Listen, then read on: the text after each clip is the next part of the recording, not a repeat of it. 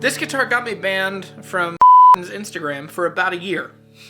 Lay beside me, wake the morning, ever after, day reborn in we're taking the high road. Welcome to Bay St. Louis, Mississippi. The guy's coming here in a second. He was asking $1,100 for this guitar. I asked him if he could do $1,000. So that's a deal. We're gonna do $1,000 here in a minute. It's cold. It's especially cold for Mississippi. It's 39 degrees right now. But unfortunately, COVID times, can't go inside. So I'm gonna have to pop the guitar open, just look at it real quick. It should be fine. Maybe famous last words. You'll stay in the car, but I have a wireless mic on, so you'll hear my conversation with him as we go. So, all right. What do you think it is? Write in the comments what you think this is. Right now, pause the video and tell me. I think it's Martin of some sort. I think it's a Gibson of some sort. Also, if you're new here, make sure you're subscribed, turn the bell on. I know every YouTuber tells you that, and it's probably frustrating and annoying. But the reality is that is the most helpful way that you can tell YouTube that this stuff is cool and helpful and will help other people find cool guitars. And more people will get to see these videos. So it's a huge favor to me. Thanks for doing it.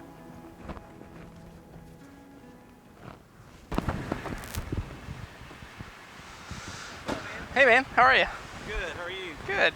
I'm Jeremy. I'm sorry I'm a couple minutes late. I don't know if you want to put this Let's just tailgate. I know it's kind of cold, but I don't think it's going to miss. Yeah, we'll be quick. I love these. I've wanted one of these since college. These are cool. I had a friend that had one. And this is actually a lot of guitar for the money. Yeah. It's got an extra saddle that's a little higher Okay. than the previous guy had. It's for certain times of the year. Man, 1,000 on the money. What else do you play? So I play my favorite guitar right now. I have a Waterloo, a WLS. Yeah. So it's a tiny little guy, 12 fret. It's like a Stella. Yeah, Sort of yeah, reissue. yeah. So it's cherry back and sides, and then red spruce top. So is it the more adorned one, or is it the one that's It's more plain? sunburst, but Yeah, it's okay. pretty. But it's Those pretty are plain. cool. And mine has the same pickguard as the Deluxe. So I have that, and then my other main guitar is a Haas and Dalton TDM. Yeah, people like those. I never played Yeah. one. They're based real close to me. I grew up with them, and dude, it was so good to meet you. Yeah, it's good to meet you too. This has actually been the worst week or two Yeah. that we've had in. This is February weather, but it's been down here before. This is sort of, Yeah, you know, we lived here from 12 to 18. Okay. So yeah, and I was in a sales gig. I was in oil and gas, so I was always around this way. Go find a pre-war to play. Dude, I'm excited. The jumbos are really cool. They sound a little bit less like a Gibson, a little bit more like a Martin. But Okay. They're dreadnoughts, especially the D. I think that mahogany, like the D18, the D. Yeah, They're just outstanding. that's awesome. So good to meet you. Yeah, it's good to meet you too. Yeah, man. Take care of yourself. Yeah. Enjoy your visit. All right, man. Careful. Cool. You too. All right, man.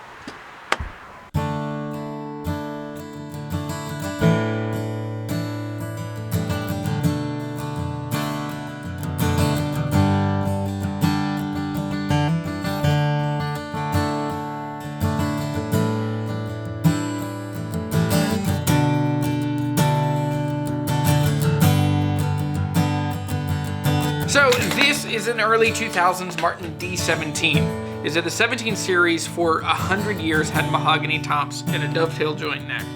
And that's the crux of what got me in trouble with Martin. See, I love Martins. I love the 15 series. I love the 17 series. I was saving up for and hoping and dreaming for a D17 when Martin announced that they were going to stop building them in like 2004 or 2005. And I was really frustrated by that. Because it's such a cool model. So it's a mahogany top, and it's also a beautiful gloss top. Look at that. So mahogany back and sides. This also has an ebony bridge, ebony fingerboard. This is just a full-blown, this is like proper standard on level with an 18, a 21, a 28, a 35. This is that same quality of guitar with a mahogany top. That's the main difference. So what got me in trouble was that I pointed out that when they finally brought them back, I was so excited that Martin was bringing back the 17 series, and they brought them back with two fundamental differences that just disqualify them from being a proper 17. Now, I understand Martin gets to do whatever they want with their own guitars. They get to name and call them whatever, but they are a really tradition-focused company, so it was really interesting to me that when they relaunched the 17 series, they were Sitka spruce tops, stained dark, and they were mortise and tenon joint bolt-on necks. Now, I completely understand both of those, but that guitar is effectively just a 16, it's a 16 series. And so the 16 has always been much more free to have different tops and different back and sides and bolt-on necks, and it's just a very different guitar. But the 17 series, it was a big deal to me, and I wasn't alone in that. And it's a weird hill to die on, but I commented on it, and they deleted my comment, and then I dug in my heels, which I am prone to do, and I commented again saying like, hey, this just isn't a 17 series. Bring back the original ones. And after that second comment, Martin just disappeared from my Facebook and disappeared from my Instagram. And a couple days went by. I didn't really notice until I was like, wait, hang on. It's because it was around like NAMM time. And I was like, oh, there should be more posts and more announcements about stuff. And they just never came. And so my wife was sitting around. I asked her, I was like, hey, can you check and see? And she could see Martin guitar. And when I searched for Martin, they were gone. So anyway, eventually I just went on LinkedIn, found their marketing person, sent them a message saying, hey, I'm a huge fan. I love Martin guitars. There must be some mistake. And so that went unanswered, but that's fine. It was, 2015, 2016. It was LinkedIn. Even now, LinkedIn is a helpful tool for lots of business stuff, but most people messages go unread. So then I went on the website and I found their marketing and press contact on the Martin website. I sent them an email and just said, hey, there must be a mistake. Like, I love Martin guitars, and I'm very vocal. This is before I was like properly doing YouTube videos and Jeremy the Guitar Hunter. But this was just Jeremy Sheppard, guy who has loved Martin guitars since I was 13 years old. And they finally got back to me and they said, oh, so sorry, it's a total mistake. We've fixed the problem. You should be able to see everything now. And it probably wasn't a mistake. Like, I get it. I've been a marketing director and I know what it's like to have people that are just taunting you. And it's easy to just ignore people and block people. But anyway, so it got fixed pretty quickly and I was back in business. And I've had a good relationship with Martin from a distance ever since. Now, this guitar showed up on Craigslist the other night, and I love D17s. They are just one of my favorite guitars that Martin has ever made because they're so cool and unique. The first person I really remember seeing play a D17, Colin Meloy, he played a 00017, and there's this video of him doing, I'm in Dadgad. He did this version of We All Go Down Together on a 17 series, and it was so cool. I'll put the link to that video in the description below. If you know me, if you've paid attention to this channel, I will always be drawn to like unique, unusual, and cool. And so, and also absurd. I love absurdity.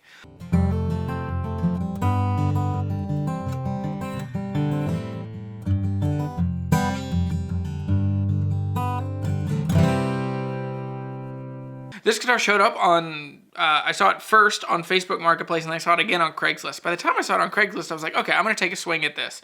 There are a couple things I noticed. There were different prices on Facebook Marketplace versus Craigslist, and it had been on for over 30 days. And so it's in southern Mississippi on the Gulf Coast, close to New Orleans. A guitar like this probably should have sold quicker, but I think the mahogany top probably psychs people out, or it is not for everybody. I figured he was probably motivated to sell it, and so I sent a message saying, hey, I can do $1,000 if you can meet tomorrow. We ended up getting together on a Sunday morning, and I still couldn't get cash, and so I had to use PayPal, which is not ideal. It's very, very rare that I don't bring cash to a deal, but when there are extenuating circumstances like you live in a different state, we didn't talk until Saturday, you can't meet during the week, I just said like, hey man, I will buy this. I will give you all of my personal information. And if something goes wrong with PayPal, let me know. And it was totally fine. As soon as I sent money from my phone to his phone, he saw it and then he sent it immediately to his bank. Everything is good. Everything is great. Everybody got paid. I got a cool guitar.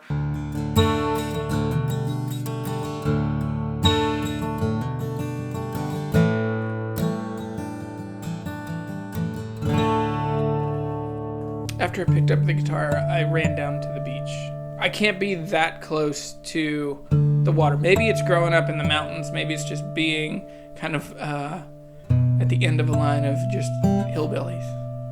But I can't be that close to the water and not go see it. And I went down to that beach, and I immediately was filled with memories from when I was 18. It was Hurricane Katrina. It was so hot. I was a freshman in college. I was working at the guitar shop, and I was seeing what was going on with Katrina. And a friend of mine, who is the youth pastor at my church, and then there were a couple other elders, older guys that I'd known growing up. They said, "Hey, we're going to jump in a truck. We're going to go down and help.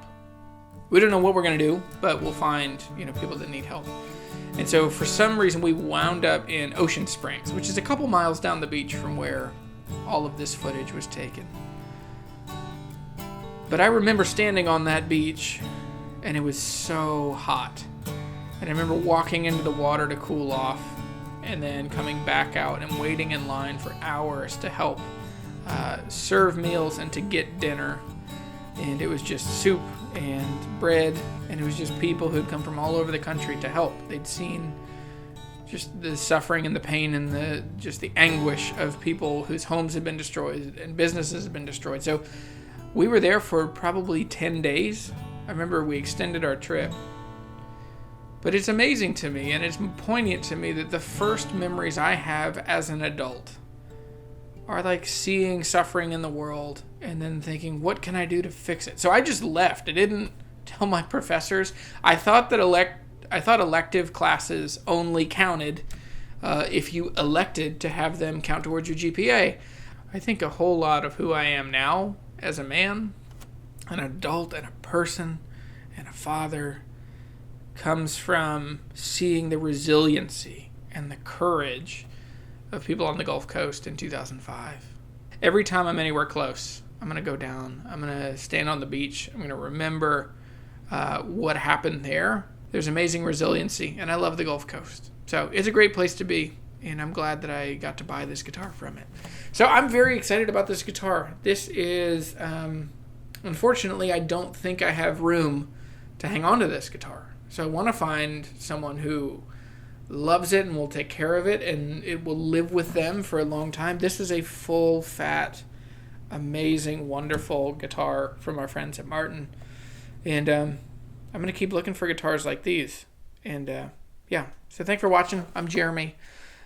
Go fill the world with music and friendship. And when you see suffering, find the courage in yourself to just say, okay, I'm in. I'll help. You can train yourself to be aware of the suffering of others, and then you can equip yourself to just jump in. So do that. It will prove for a much more meaningful life.